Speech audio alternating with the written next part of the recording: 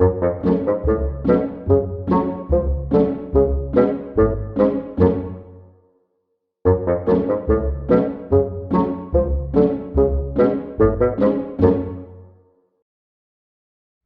there everyone, and welcome to Fingers, Fums and Fits.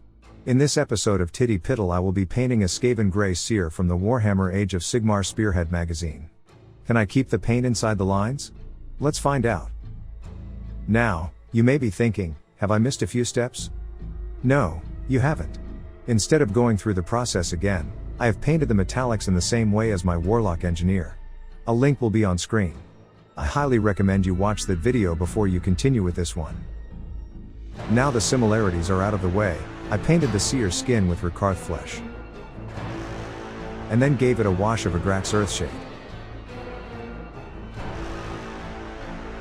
Before applying a layer of Pallid Witch flesh, avoiding any recesses that the wash had shaded. I then went back in with the Agrax Earthshade, but thinned it down with some water, just to add a little shade to the skin. Now, for his fur. There isn't much on show.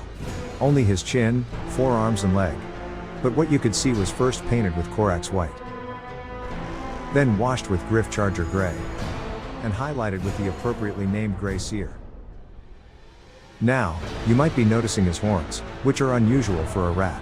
So, let's paint them with an unusual color. In this case, Baneblade Brown. These were then washed with Skeleton Horde. I then changed tack a little, and painted the upper ridges of the horns with Morghast Bone. Then, going back to the Skeleton Horde, which I thinned roughly 1:1 with water, I washed the horns once more. Before applying a highlight of Screaming Skull. It was at this point that I decided to paint the teeth and claws, seeing as how I had these bone colors to hand, so they were painted firstly with Morghast Bone, and then washed with Neat Skeleton Horde.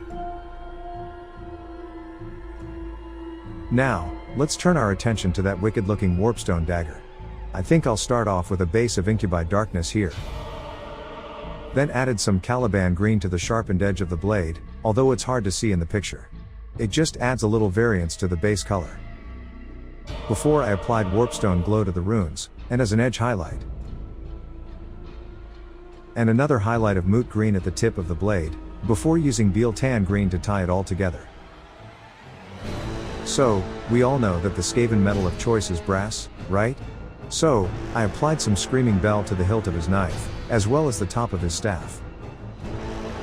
I quickly noticed he was wearing metal wristbands, so those were painted the same, before all of these areas were washed with Gullyman flesh. The top of the staff then got a light dusting with Lead Belcher, before all of these brass areas were highlighted with Stormhost silver. Okay, I'm skipping ahead again here, as I used the same method as the Warlock engineer to paint the Grey Seer's robes, any wooden elements, and his little ratty friends. Once again, a link to the video should be on screen. Now, there's only a few little elements left, so I'm going to group each of their steps into a single, step. Anyway, starting with the weapon grips. These were first painted with Baneblade Brown, then washed with Snakebite leather, and highlighted with Rekarth flesh. There's also some kind of weird book or tome hanging from his belt. So, I started this off on Mournfang Brown, Baneblade Brown for the pages and ropes, and washed it with Gullyman flesh. And finally, whilst we're on this side of the model, I painted his belt and scroll with Baneblade Brown, and then washed them with Snakebite leather. Now, all that was left was to paint the base of the model, which I did using a combination of my already used muddy method for the Skaven, and the concrete method I used for the Stormcast. And I think we can now call this one done.